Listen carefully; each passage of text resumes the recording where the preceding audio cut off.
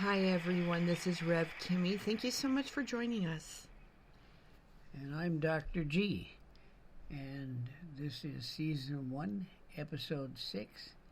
And behind the scenes, look at a case that just wrapped up yesterday, late last night. And that's the case of Jolissa Fuentes up in Selma and Sanger, California area. So, as we get started, thank you for joining us. It's such a sad case. 22-year-old young lady went missing up there.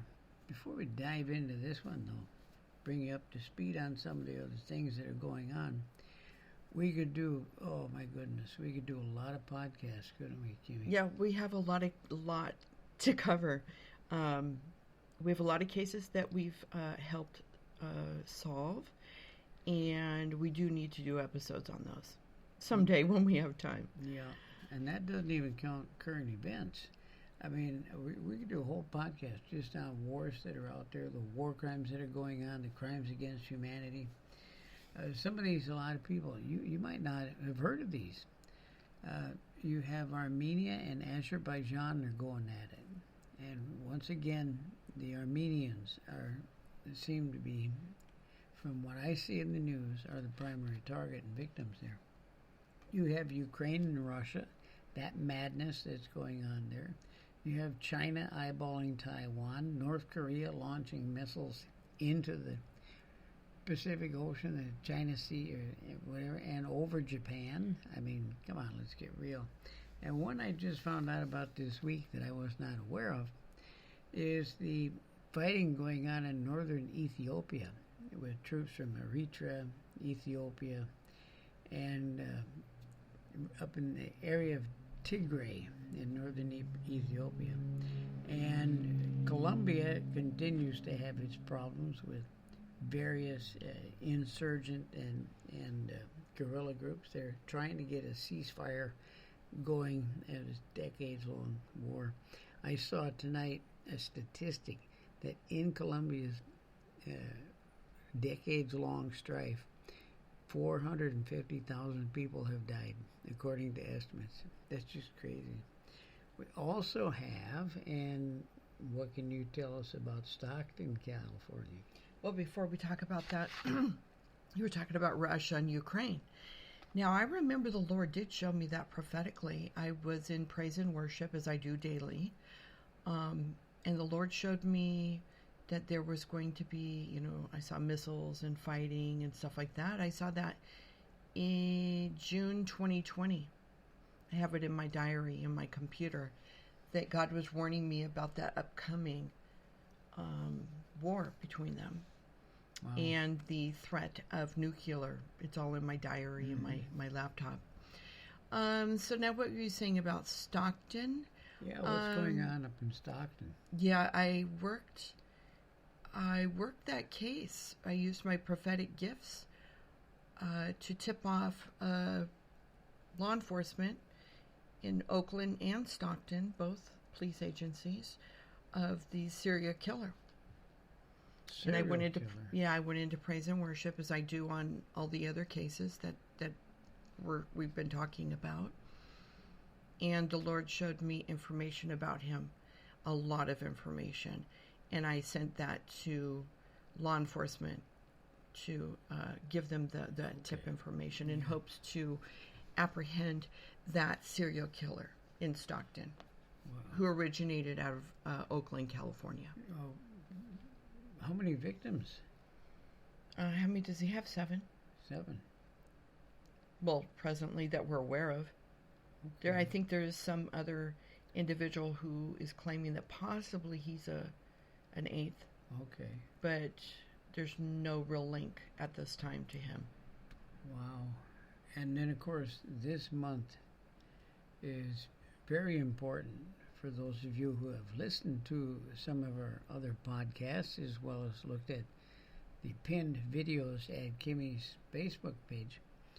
But the juries, the two juries, one for Paul Flores and the other for his father Ruben, How about for are those in who deliberation. How about those who don't know where my Facebook is, so they can look at my pinned, publicly posted docuseries of video interviews?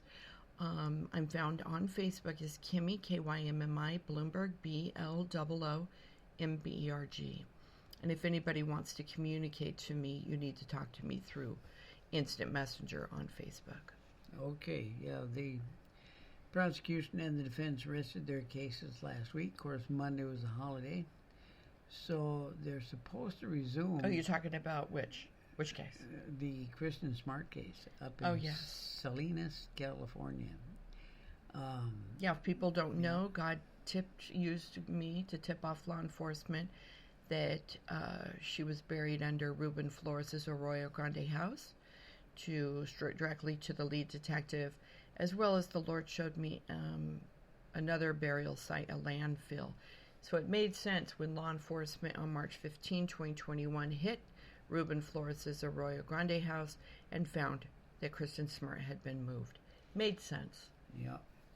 Another case that's in the news that I know you've worked, and that's the two little West boys up in California City. Orrin and Orson West. Yeah.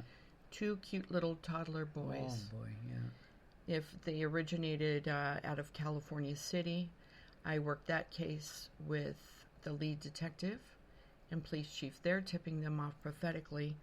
And then it was transferred to Bakersfield Police Department, where I also work with the lead there and communicating with the police chief. Yeah, that would be Trezell and Jacqueline West, the biological father and the stepmother, and their trial kept getting pushed back, and it is supposed to start on Monday, October 24th. So. Yeah, we do need to do a podcast episode, but as to the West case, you can see the video interview pinned on my Facebook if you're interested. Okay, now to the case at hand. Jolissa Fuentes from Selma, California, said she was 22 when she went missing, a Hispanic female, approximately 5'3", 220 pounds, with long brown hair, brown eyes, and wears glasses. And the night she was missing, she started out at a party. Some call it a family gathering, some said it was friends, and some say it was a little bit of both, but apparently there was some drinking going on there. She was over partying, and she ended up missing. She went missing that night, so she was missing from August 7th, and she was actually recovered yesterday, October 11th. Crazy. In 2022, this year. So it's a brand new case, just wrapped up. And yeah, they recovered her last night at midnight. This, right? How did you find out about this case? Yeah, I worked this case with two law enforcement agencies, communicating with them by email, as well as worked the case on site, on location. How did you discover it? Where she last random searching the internet? Do you get alerts? Do you have Google alerts set up? Or? I think it just it hit my news feed, and my heart was in it. I felt compassion. Oh, that news break thing on the phone. You know what it was? I had compassion for the mother, is why I got involved. I never spoke with the family. I reached out. I don't really reach out to family members to work cases. I reached out to law enforcement. We did, however, reach out to the family, the Fuentes family, prior to doing this podcast, so that they're fully aware of the information we're going to disclose, so that they just don't hear it on their own and be shocked. Yeah. So they are fully aware now, tonight, October the 12th, 2022, of what we're about to disclose to everyone. Okay, now, just some notes about how this got started. It started on Saturday, August 6th, 2022. And the media is reporting that at about 8 p.m. that evening, Jolissa went to a family gathering. Others reported that it was a family and friends party where drinking was taking place. Some just say it was a friends party. We're not really sure. It's still, we're going to have to see what the media says. We did reach out to law enforcement, though. We'll get back to that. Media also reported that Josiah was loud and asked to leave. Now, that's important. And here's something else that's important to note. Jolissa's mother, Norma Nunez, stated during a televised interview, during a press conference, a press release, she was interviewed by a podcaster that also has videos up, and she said that the host typically allowed intoxicated persons or persons who are at her house and just too tired to drive to stay overnight in the home. Now, in that interview was the first time we heard that. You brought that to me and said, check this out. So, texted it to me. I opened it up, and boy, what a revelation that was. So I started looking, and I found in an interview with People that Jolissa's mother had said that her daughter got into a disagreement with a friend at the party shortly after coming home. She told her that. And right before leaving to go to the gas station, she said, meaning Jolissa, said that she had got in an argument at the party with her friend and that she was going to go to the store and that she'd be right back. Well, sadly, she never came right back. And you can find that on the internet as well. So there's 3 questions that are going to have to be answered when this comes out. And the first, this is a given. Did police, I really wonder, did police ever verify these statements by the mother on 2 different occasions that I could find at least? Did they verify that first there was a party, there was drinking, and that something had happened there? And did they verify, what was available to drink at the party? What was the argument about, if there was an argument? Or was it something she did or said that offended someone and the host said, get out of here? And like I said, did they verify that the host normally lets people stay there? And that's important, because then why wasn't Jolissa allowed to stay? What was so strange about this that she ended up leaving, at the wee hours of the morning? So now it's Sunday around 3 a.m. when Jolissa left the party and stopped home to grab some belongings. And she lived nearby with her grandma. Some articles say it only takes about 2 minutes to get from there to the Arco AM/PM store. And that's one of the next things we get to. So she picks up her things and she takes off to drive to that store, which is, like I said, just a couple blocks away. It is right down Nebraska Avenue, near Highland Avenue, that intersection. So she actually must have spent some time at home, because at 3:59, Jolissa's sister missed an incoming call from Jolissa's cell phone number. Now, that one was a call, a phone call. And then at 4 a.m. on Sunday morning, what happened then, Kymmi? At 4 a.m.? Yeah. What are you saying?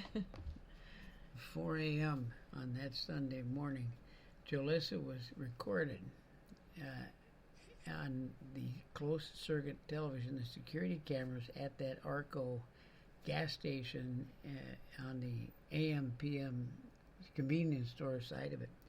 Did you go up there? Yeah, I did.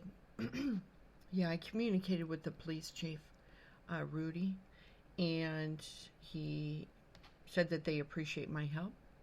They were interested in it and appreciated it. So I came on site, and I did hit that Arco AM/PM station, because my gifts are to track people, to see what God shows me, to find out what happened to her, what was she thinking at the time, get into her mindset. And yes, I did go to that AM/PM store. I did verify you can buy cigars there, which I believe she purchased at the time that she ran out to the store. Yeah. And then I sensed that she, drove off. She just wanted to drive. She enjoys driving. And so she took off near, the Lord was showing me a lake, driving out near a lake. He kept showing me that over and over with her. Okay. So at this point, when you got your and that she was alone. Right, alone? Okay. Yeah, she was alone. Nobody was with her or abducted her. So Yeah, I reported that to the police chief. Yeah, I looked at Google Maps and I looked at photographs you took. And quite clearly there are cameras there. So we have reason to believe that she was recorded on the cameras. Well, I did watch her video on that AM/PM that's out there for the public to see, for everyone. Yes, very telling. And I really studied it and watched it. She's a little too dramatic when she's exiting her vehicle. She flings open the door. Yeah. And so I also watched her exiting the AM/PM store, and she stumbles some. She loses balance some. So I would imagine it appeared to be, I do not know for sure, that it appeared to be that she's a little tipsy. Yeah, I would agree. One of my areas for my doctorate was substance abuse, because it ties in so well with gangs, street gangs. And in watching that video, I would have to agree that her motor skills are over-exaggerated. She's a little forceful, slamming, closing her door on the vehicle. Yeah, and I reported as she that to the police. From the cashier, it's like it was almost a little too quick for her. And she lost her equilibrium and staggered, pitched and yawed a little bit. Yeah, so I reported that to the police chief, what I observed from watching the video with my, observing it and what it is that I picked up on. And so I mentioned that to him. Yeah. These may be things that he already had noticed, but but I did share that with him. And when she left the ARCO, she was supposed to exit out the driveway and take a right back down Nebraska to get to her home. But for some reason, when she left the ARCO, she turned left and ended up going westbound down Nebraska, away from home. Now, we've asked law enforcement for some feedback on that. There's nothing in the media suggesting that she was picked up on camera again going back in front of the store and heading east. So since she went to the left, we don't know, now that we know where she was recovered, it's her wrong direction.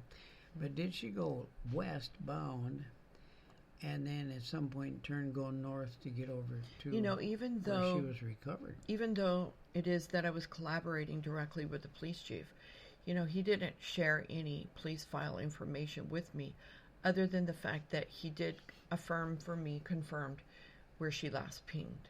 Yeah. And that was it.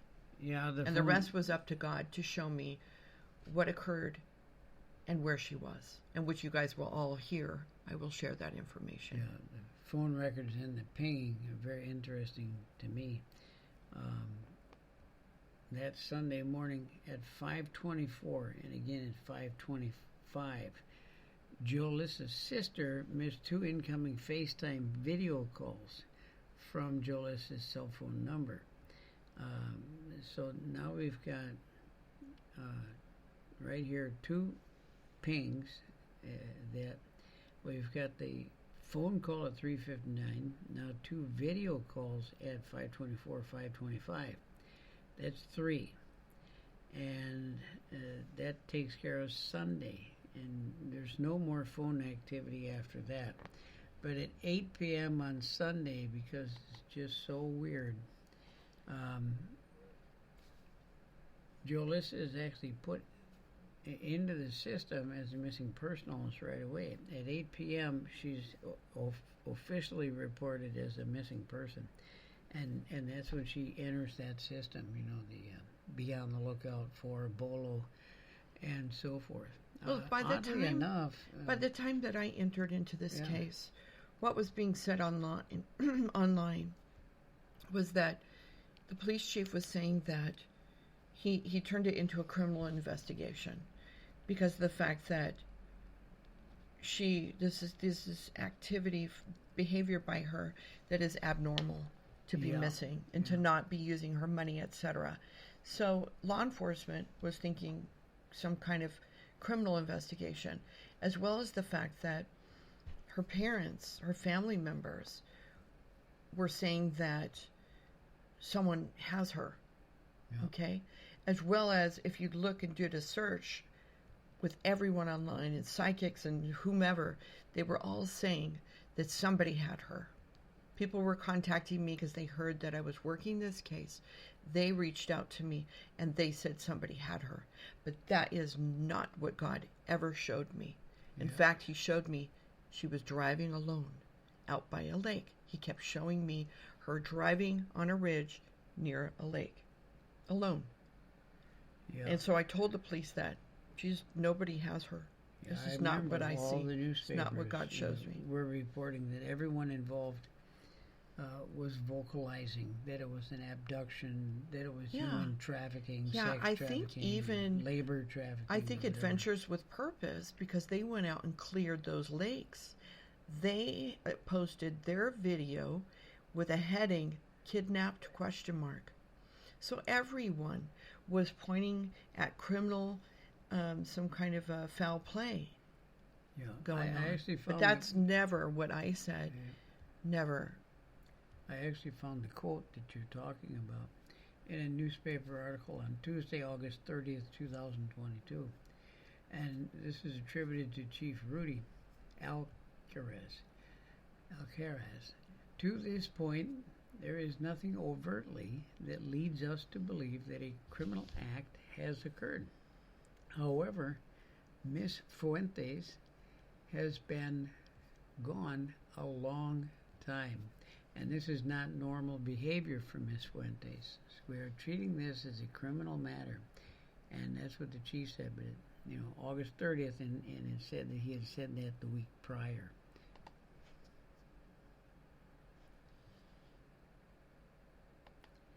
Okay, so what else? What else can you tell us? So now she's missing, and they've got the phone call that she missed. They've got the 2 video calls that they missed. And on Monday, August 8th, the police department, so this is the next day, started investigating her disappearance. And they got a hold of compliance or somebody with the phone company, and they pinged her phone, and they got a ping. Newspapers were reporting it in all kinds of different places, but most of them said it was up by either Avocado Lake or Pine Flat Lake, or in the area of. So it became very important. And being an old signals intelligence type, that definitely got my interest. Anything I can analyze with a signal and a tower and a phone, August 9th, drones were used to search, and in the area where she was last seen, and the department followed up on tips. I remember reading in one place they were getting tips, hundreds of tips, from as far away as New Mexico.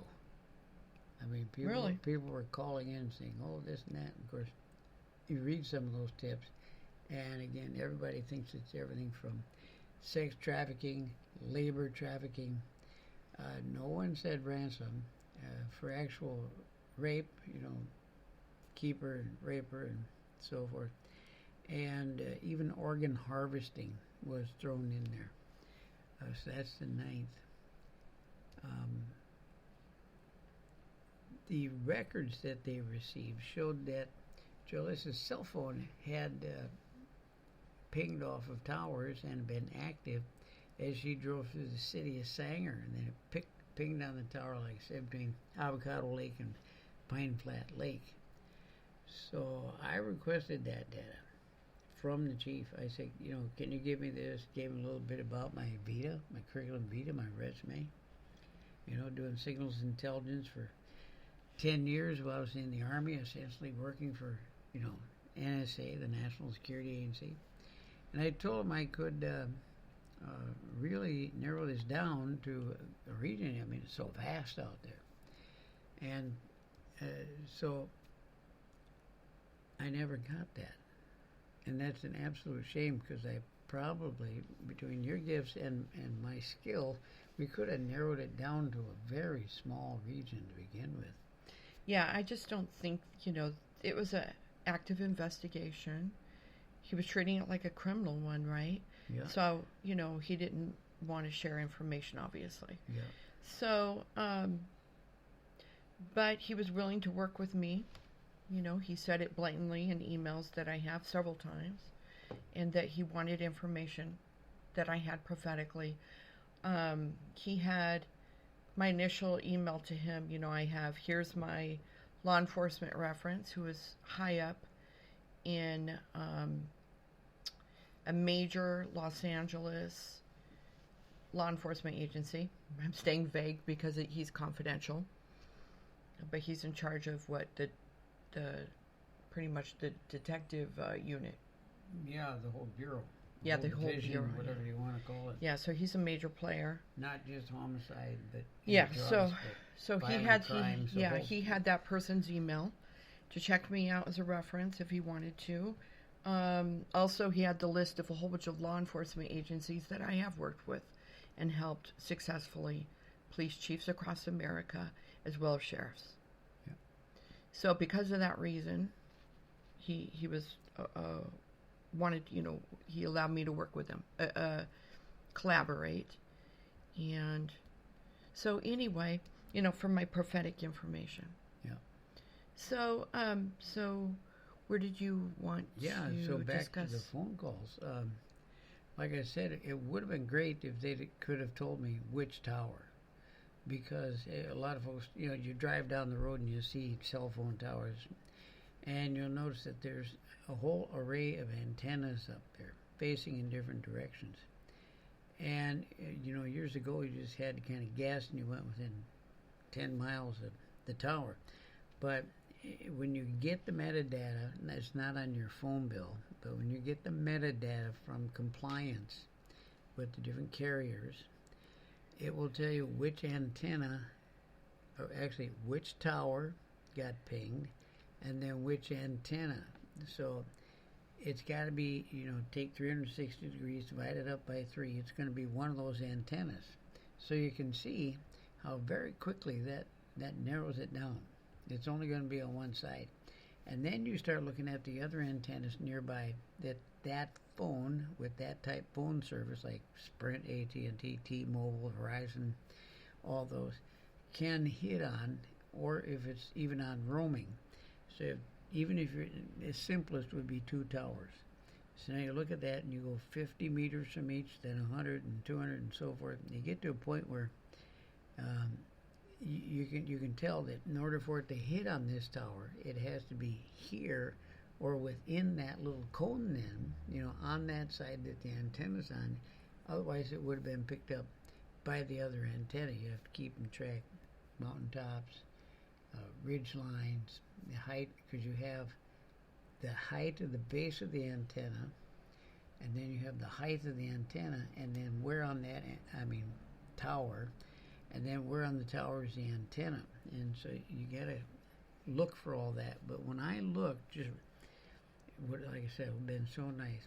Just went out there and did scoop it all in, like with the sand bucket out on the beach. Just get the whole thing, fill it up. Within that generalized area where they said it pinged, and like I said, they would not tell us. I found 8 functional towers. He told us where it pinged, where he pinged last. Well, yeah, the paper broadly, saying back towards Sanger, but up there by Avocado Lake and Pine Flat Lake, I found 8 functional towers. There's actually a whole bunch of them up there, but some are dismantled, some have been torn down. 8 functional towers within 20 kilometers, or approximately 12 and a half miles of that area. And now that we know where she was recovered, looking at the pictures online and looking at Google Maps and going down the road and trying to figure out.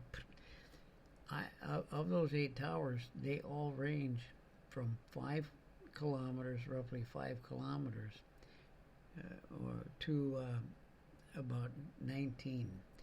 So that's why if I knew which tower it was, instead of having to pick those 8, I could have very easily narrowed it down. And then using, as we'll see, your description of where it was at, where the body would be recovered, it would have gone so much more quickly. There were 2 towers that were very, very close compared to the others. So, and one of them actually was not that far from the body recovery site.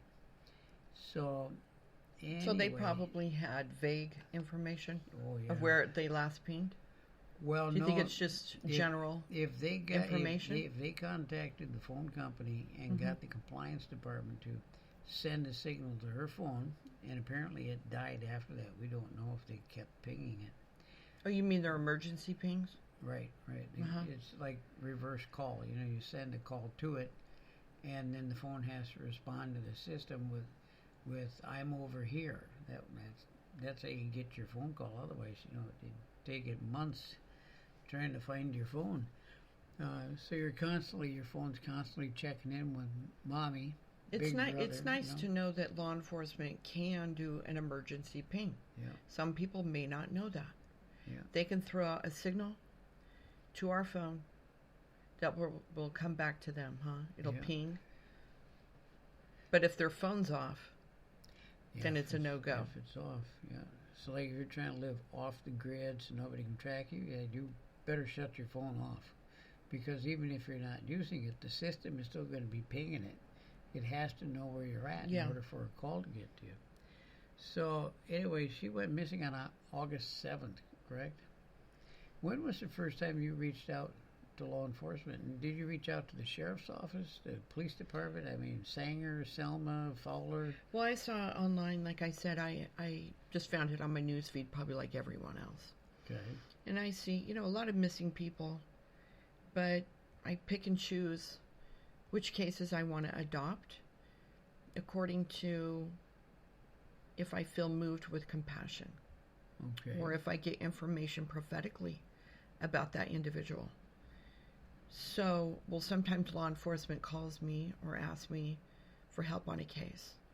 But this particular one, I found it online, and I reached out I saw that there was a police chief, Rudy, with Selma Police Department, who seemed to be the lead on the case. And so I reached out to him, and I did an introduction. I have an introduction email that I give to all law enforcement when I first approach them on a case. Okay. This is who my law enforcement agency is. And that was on September 21st, 2022 at 9:16 p.m. And then 9:38 p.m. I gave a little more information to him. It's just, introducing myself. This is my law enforcement reference for, all law enforcement in America. And here's his email, if you want to contact him, his email address. And then I gave a whole bunch of list of cases I successfully helped law enforcement with, including who I assisted, police chief so-and-so or sheriff so-and-so. And so it was a long list. I don't name everything, but a big handful of them. So they're not overwhelmed with information. So that's what I did. And then I reached out again. I think it was on September 22nd, and that is when Police Chief Rudy wrote me and said that he was interested in my help and the prophetic information. Okay. And I told him that I was, let's see, what did he say? He just said, Kim, because I wrote him September 21st. He wrote me September 22nd. Kim, my apologies. Today got away from me. I forwarded your email to a detective. She'll reach out to you very soon. We appreciate your help. But she never did contact me. I just worked directly with the police chief, Rudy. Oh, okay. The whole time. which I prefer. He's really nice and easy to work with and communicate with and share prophetic information with. And he did follow my tips, which you guys will learn. Oh, okay. Which led to him finding her. She went missing on August 7th, and then you don't send an email to the chief until September 21st this year, 2022. How do you explain the time period that you sat there and waited to contact him? Do you always wait, or was there a reason in this particular case?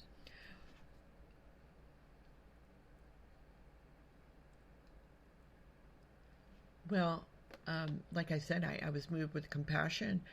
I had worked the Keely Rodney case. If you guys can go to that podcast, there's an episode on her case.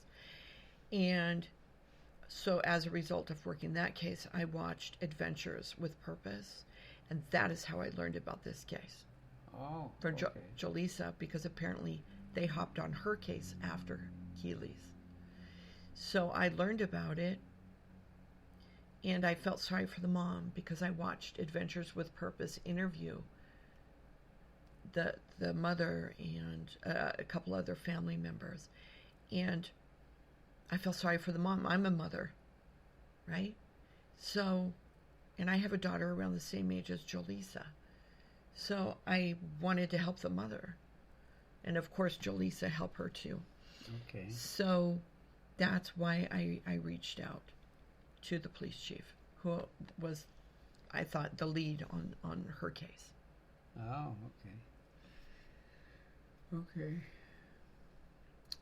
So, did you ever go up there, or did you do this whole case remotely? Yeah, I told him that, I was on vacation. I've been traveling different states, and then I would be passing by Fresno area, that I could squeeze it into my vacation right after, I spent 2 nights, and 1 whole day working this case on site. Went out to Avocado Lake. I went to the AM/PM. I first went to the AM/PM and getting a sense of her, because I got to do tracking. And prophetically, what is God showing me? And like I said, I was pretending to be shopping in the AM/PM, when really I'm just trying to get a sense of her. And so God kept showing me her driving alone, and she was out by a lake up on a ridge. And that's what he kept repeatedly showing me. And it makes sense now, right? So the Lord was showing me 2 things. When I worked the case on September 27th, 2022, I went out to Selma, Sanger, Avocado Lake area, and Fowler. Oh, and okay. When I was out there, the Lord was showing me not only her driving out by a lake alone, and showing me that she likes to drive. She enjoys that. But that he was also showing me a detective kneeling down over a body or bodies in a orchard. Okay? So... In an orchard. In an orchard. So I reported that. I said, maybe we need to be searching orchards. But I felt that... So anyway, what happened is that a couple of days later, there's a family who were found nearby, within like 40 miles or so away, who had been murdered, and their bodies were found in an orchard. So that made sense. So I wrote Police Chief Rudy, and I said, I am very sorry. This has happened once before. Another case I was picking up on that was interfering with Jolissa's case. You guys all know about the family members who were murdered, right? They were abducted and murdered, and their bodies were recently found in an orchard. That was the case I was picking up on prior to the bodies being found in the orchard. So I explained that to the police chief. Then I told him I was going to go into praise and worship and get like a clear sense from the Lord correction. So the Lord was showing me that she was in a car accident, that I had mentioned to him that she was seeing a ravine and trees and bushes, that it was in an area, a broader area away from Avocado Lake, that he needed to go further away to search for her off a ravine, looking in bushes and trees. Like her car, you can't see it. This sounds eerily like another case you worked. Yeah. I think you have a video up on. Yeah, it's pinned to my Facebook. That was Sarah Ellerud in Santa Clarita, California. Oh, okay. Yes. Unfortunately, she was found in a ravine. Yes. So, you... I want to read what came out in the news today. The chief went out on Well, I his own. encouraged him to go back out there. Yeah. To go further, to go broader than he has searched before. And in a broader area away from Avocado Lake. Yeah. And look, ravines, because she was in a car crash, and if you find her car, you will find her body. And I said that she crashed, she is expired, and that God kept showing me her funeral. I kept seeing that. So I stressed to him that he needs to go out and search broader away, like a 5x5 miles away from Avocado Lake. Look at areas where there are not a lot of people around, and where there's a ravine, and where her car could be hidden, with the trees and the bushes. Yeah. And I said that to him on what date was that? That was September. Do you remember what day that was?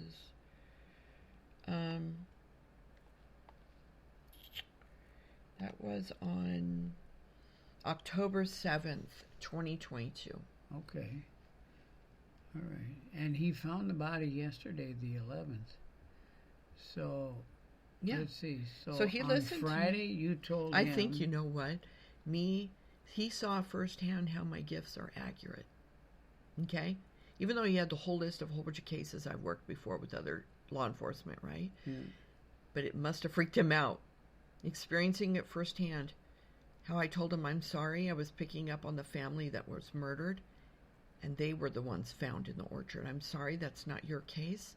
That wasn't the other one, and I'm picking up on it, and it's interfering with his case. And I bet you when he saw that, he knew he needs to listen. He knew he needed to listen to me. And so... Yeah. So you tell him on October 7th. Yes, to all go these and details. look. She's in a ravine. She's, she's way, dead. way down She's the crashed. Cliff. She's under the bushes. She's in the car. Yeah, she's crashed and dead. You find the car, you find the body. Yes. So you and I said out by a lake. Yeah. God keeps showing me out by a lake, and she's driving alone. Yeah. Mm-hmm. So on October 7th, you tell him that. So now the 8th is Saturday. The 9th is Sunday. The 10th is Monday, Indigenous Peoples Day, or Columbus Day. So those are all holidays. So he shows up back to work on Tuesday, October 11th. And so that accounts for the gap, the 3-day gap. He didn't act on it right away, but on his next duty day, he did. So, see, you want me to read a part? Let me read a part of Tuesday, Let me read a part of my email. Off. Excuse me. Yeah, go ahead. I want to read a part of this email that I wrote to him. Some things I'm not going to mention, okay, because it needs to be redacted. It's too much information. And I don't want the family members to hear it if they hear this podcast. So, after I picked up on the family, the orchard, I told him I need to now go back into praise and worship and seek the Lord for it to be clear, just for Jolissa's case, right? Mm-hmm. And so I said to him that I see that she was in an unfortunate car accident, and the intent is being set aside, and I'm just going to focus on what's important at this time, and that it is for you to locate Jolissa Fuentes for recovery. I also was communicating with a sergeant from Fresno Sheriff's Department. He was CC'd on all this stuff, okay? As well as CC'd my law enforcement reference, read all this too, okay? I said, I know that Sergeant, and that's the one over at Fresno Sheriff's Department, I said some stuff, I can't read that.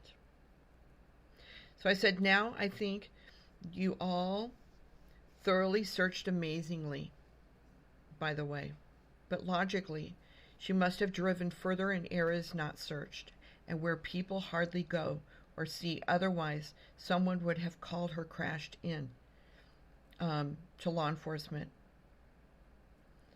And let me skip over that.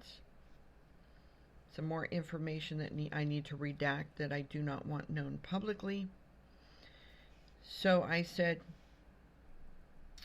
again, she must have driven out in an area where people are less to spot her vehicle, or in trees or bushes and off a cliff. Look broader. I said, food for thought, because I don't really want to tell a police chief what to do, Yeah. right? So I would say, I suggest this, but I was pushing him, please, go look broader. I blatantly said that, and I was being pushy. Then I told him, so now we need to throw out everything previously said about orchards and searching same, because this was another case, not yours. No doubt it's the family abducted, murdered, and discarded in orchards near your area. So that was what, about 40 miles away or so. Yeah. But still, the prophetic gifts, I could pick up on that. So that was interfering. So that was on the 7th. And so he went last night on his own time. And he took it seriously. And he gave it thought. And he went out and looked. Where can you go off a ridge? Where is out further away from Avocado? I told him to go at least 5 by 5 miles out further away from Avocado.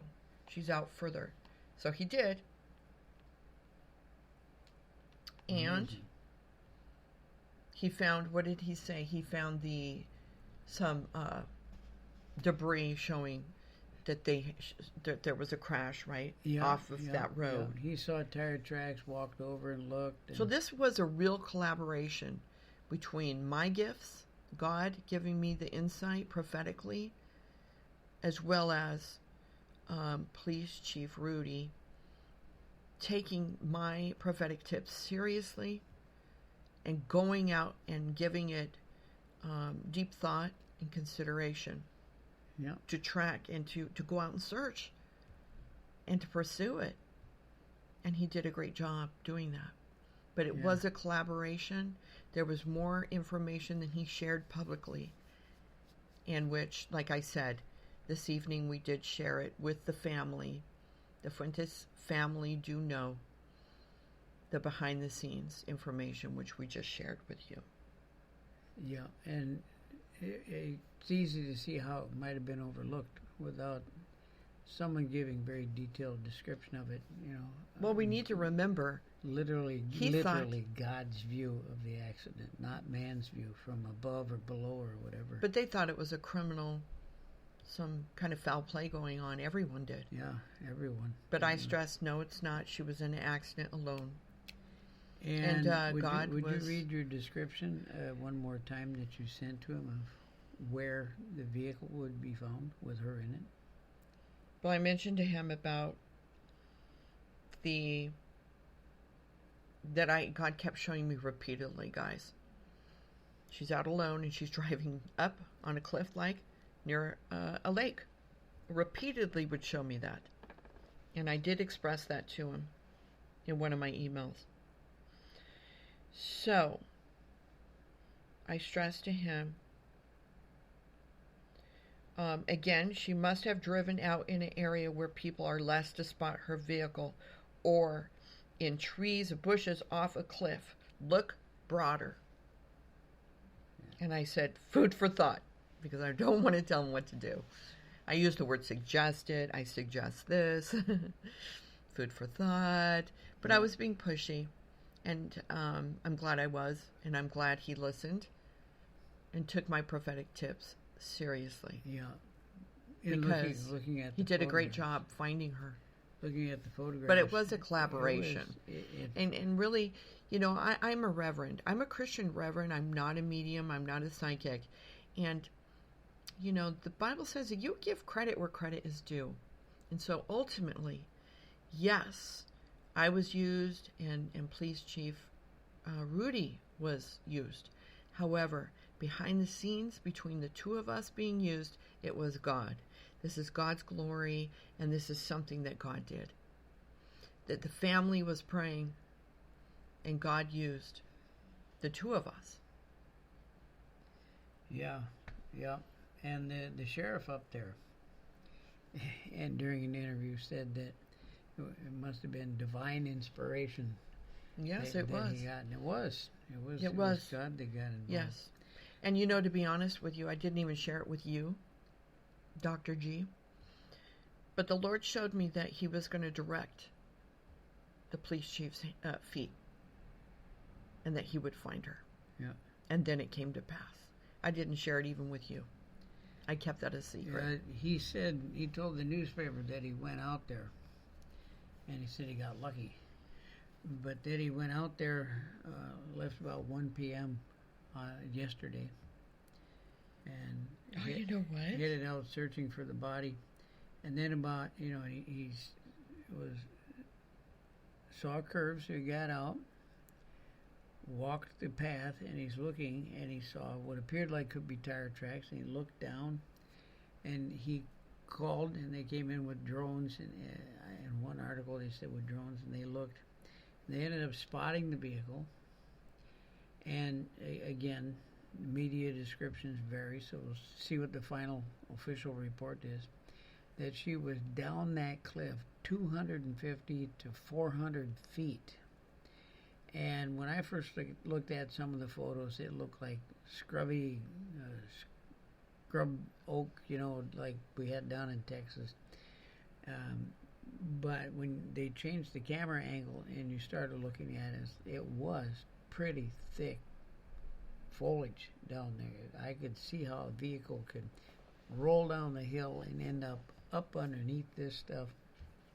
The vehicle, it was actually, by the time it got all dented, was silver. And you're talking the tree bark that's down there all dried out. Talk about camouflage.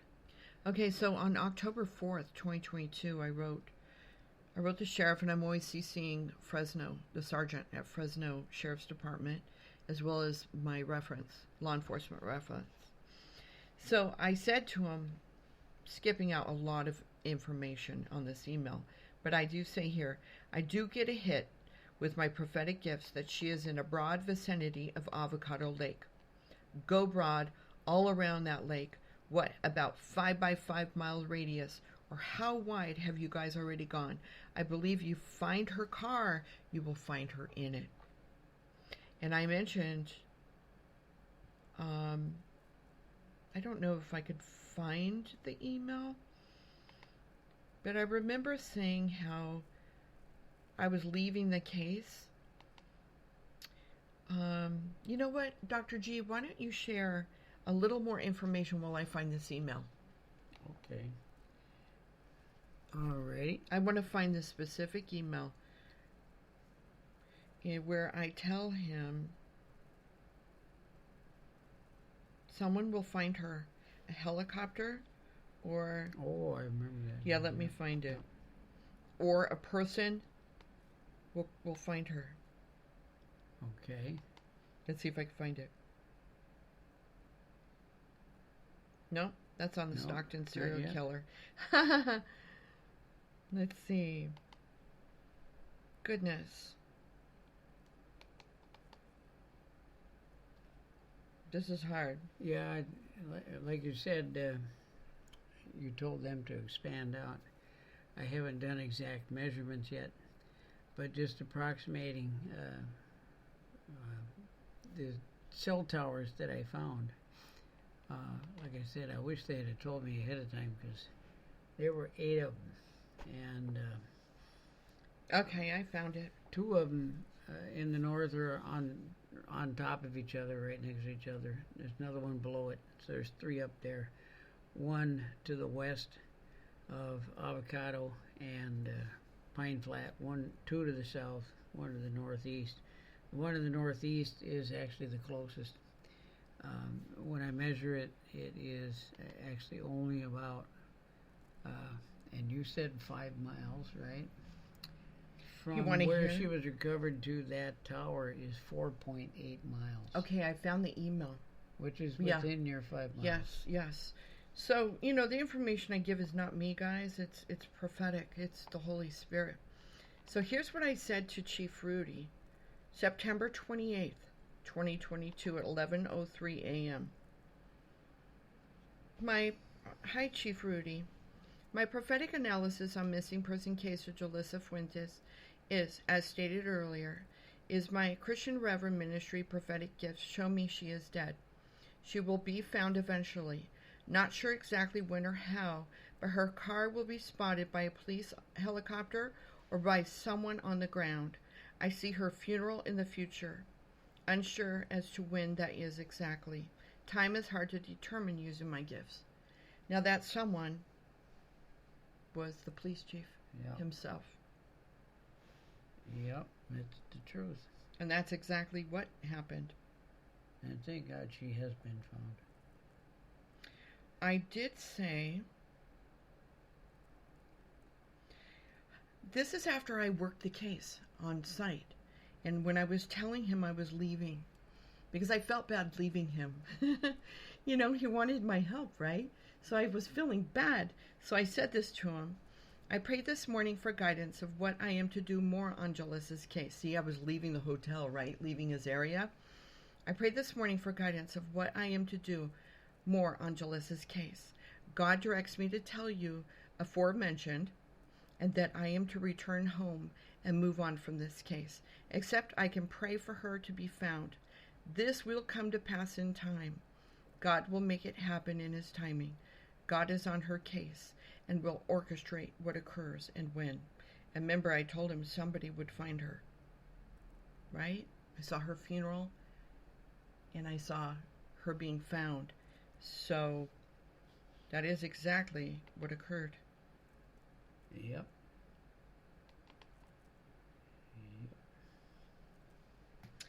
Wow. So anyway, so the next thing is I guess from my side, forensically, I would love to find out which tower it was that got pinged, so I could do some real analysis and see to what extent that knowledge of the tower might have helped find her more quickly. I would also love to see the toxicology report from the autopsy to see was she drugged with something that slowed her down on purpose or whatever. Sometimes toxicology reports can be quite enlightening, and you find all kinds of crazy drugs in people. So this morning I woke up and I Googled cases that I've worked on, right, to see whether or not things are transpiring as I stated, right, prophetically. Or I should say how God told me. And so this morning I woke up, made my coffee, I Googled Jolissa Fuentes found, and I'll be darned, I got a hit. And I started crying. Yeah. I cry every time that someone's found exactly as God told me. And it's very sad. It's a very tragic case. We don't know if she had been drinking and driving. We don't know. Like you said, toxicology will show that. We'll find out later in the news. But it really is a tragic case. She was 22 years old. So, we want to keep praying for her family members. Like I said, I reached out to them to inform them of this information so that they will not be shocked if they hear about this podcast and the information.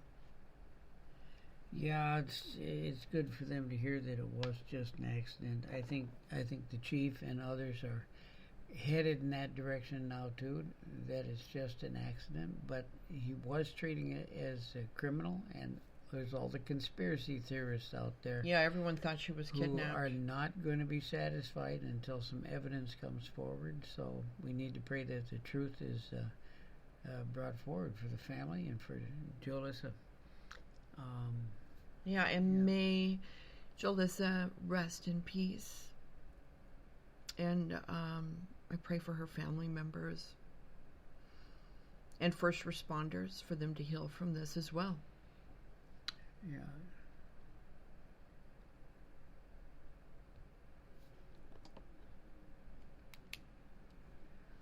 Okay.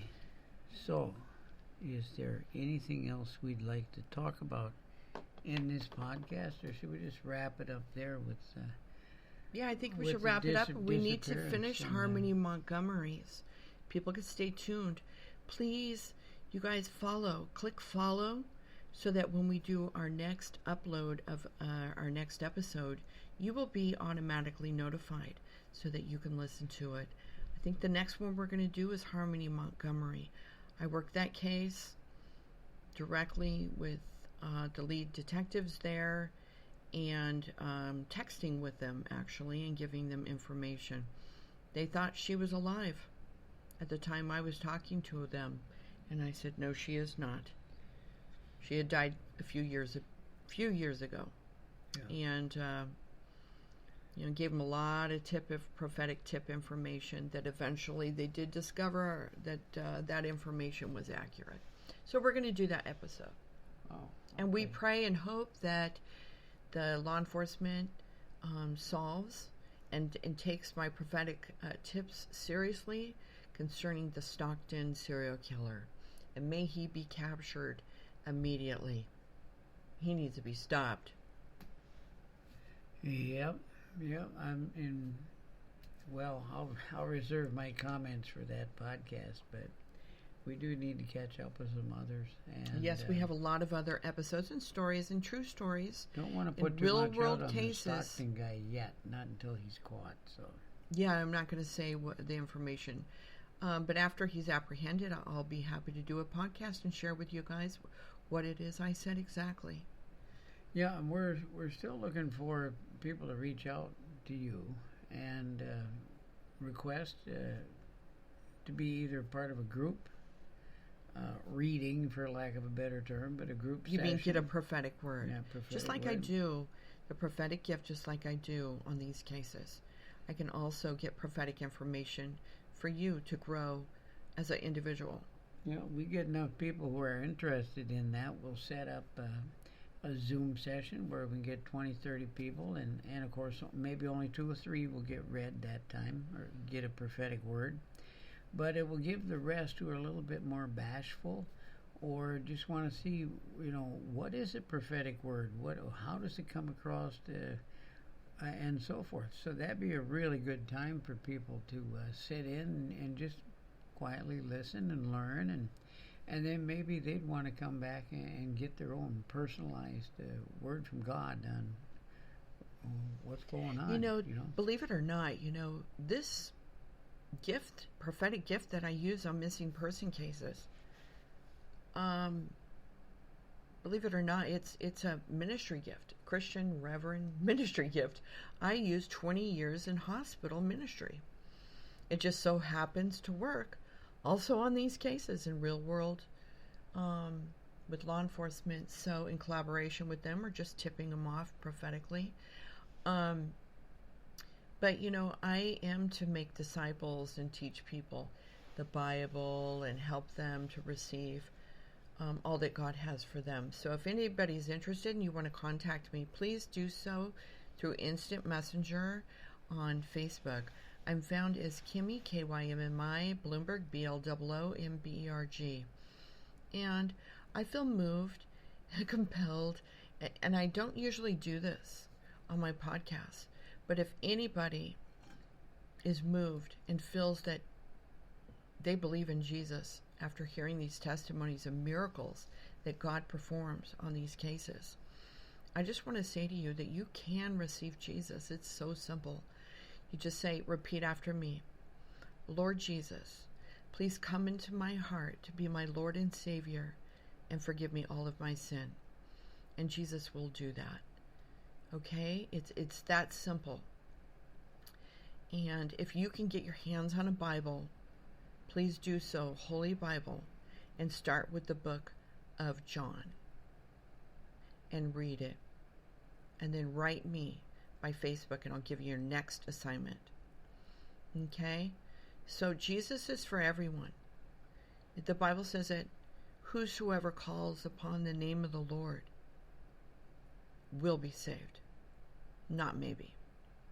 So if you received Jesus, you did that prayer, congratulations, you're born again into the kingdom of God. So that's a big deal. And I know that our podcast is heard throughout every state. It's worldwide. We've been heard in more than 20 countries and pretty much every single state in the United States. Yeah. And a lot of people in countries where possibly Jesus is not accepted. But I can tell you, you can do that prayer secretly. And I know I have ministered to people who are not allowed to tell their family members that they received Jesus. Like, for instance, Jewish people. They hide it from their family members that they received Jesus with me. So you too can. If you want to do it, and maybe just keep it as a secret if your life depends on it. Yeah. Depends on what country you're in, where you're hearing this. If you want me to be a guest speaker also at a church or some other group, please contact me on Facebook, Instant Messenger, and we can discuss those things. Yep. Well, I think that's all we have for this podcast. Yes. And we'll try to get that Harmony Montgomery up and out and posted before the what is it, Wednesday? Yeah, that's another sad case. These are sad cases. Before Sunday. These or are very sad cases. Saturday or Sunday. Yeah. Yes. Try to catch up on some. We just want to thank you all for joining us, and I hope that you continue to listen to each episode. Again, please click follow so that you can be automatically notified when we upload a new episode. Thank you so much for joining us, and God bless you. God bless. Bye-bye. Bye.